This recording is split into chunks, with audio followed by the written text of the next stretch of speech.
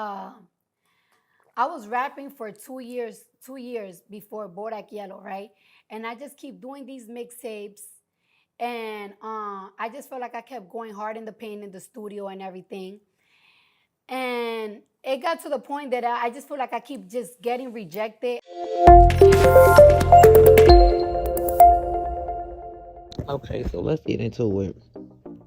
Um, Jason Lee just did his first. He just launched his show, the Jason Lee Show, and his first guest was Cardi B. I was very excited about this interview because I love me some Cardi B down. Okay, she's just such a phenomenon because she actually is relatable to the masses. I love her story because she really came from nothing. We seen Cardi B. Cardi B had a following on social media before she even hit Love and Hip Hop, and Love and Hip Hop just really just put it out to the rest of the world. I think overall it was a decent interview. You know, number one, my biggest thing I didn't like was I felt like was the interview about Jason Lee or was the interview about Cardi B. Half of the interview, Jason Lee was taking credit for a lot of things, you know, that he's done for Cardi, people he's introduced her to, hookups, resources, invited her to circles, all type of stuff, you know, which is amazing, right? I think it's absolutely amazing that he, you know, assisting Cardi B on some things throughout her career, and their friends clearly, and that's all great. But I just felt like we wanted to hear more and talk more in depth about Cardi B and less about Jason Lee. You know, you the interviewer, she's a superstar, and that's not to take away from anything that he's done in life, because I feel that he has, you know, done amazing in life and he's good at, you know, what he does. However, I just wanted, can we focus on Cardi? But anyway, so now that I got that out the way, because that part really blew me, y'all. But anyway, so now that I got that part out the way, I actually, you know, like I said, I love Cardi B. I thought the interview was decent. I wanted to know more about maybe some new music. I feel like they didn't talk about anything that was of any recent relevancy. We got no tips about what's coming out, no hints. Like, Cardi B is an entertainer, point blank period, you know.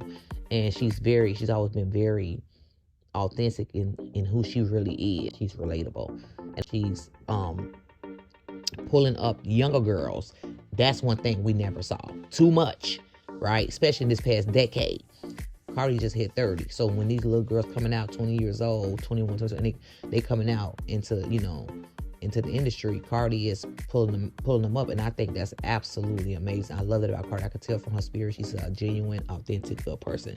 I'm a female, so like I listen to more female artists. So like when I see somebody that like I like their content or I like their music, like it's like I'm a post it. Like I always thought Sukiana was funny, so it's like I like her. I love Rosalia music. I love Normani music.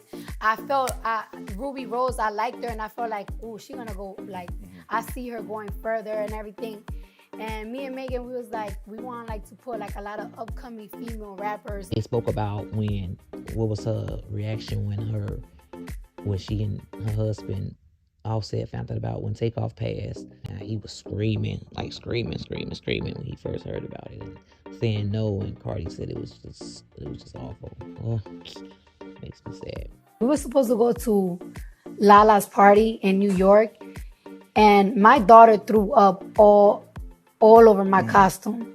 So me and Offset. So Halloween was over? Halloween was over because it was just so much throw up on the costume, and I had nothing to wear.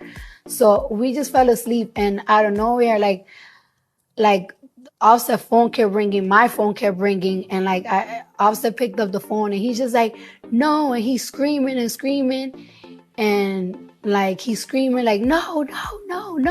And I'm like, what's going on? And he's like, TakeOff is dead. And I'm like, and I smacked and I said, don't say that. Like, don't say that. And then he just like screaming and just throwing things, throwing up, running all over. And I was so scared.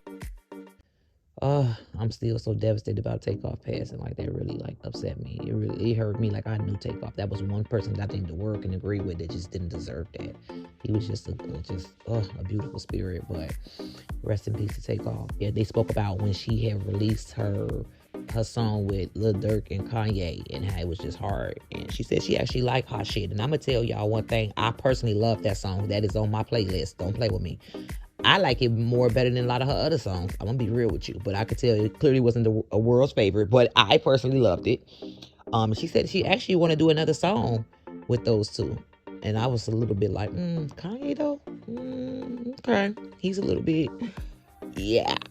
We're not gonna go there. That's another topic for another day. But anyway, yeah. So she was saying that she wanted to do another song with them though, but I thought that thing would be even bigger than what it went. I'm surprised. I just think it was because the marketing wasn't pushed behind it too much because Kanye probably was Kanye making it hard for her. But anyway, I don't know. I just say that I liked it and I wish it did better numbers, but whatever. That's neither here nor there. But she was just saying, like, overall, how she's just,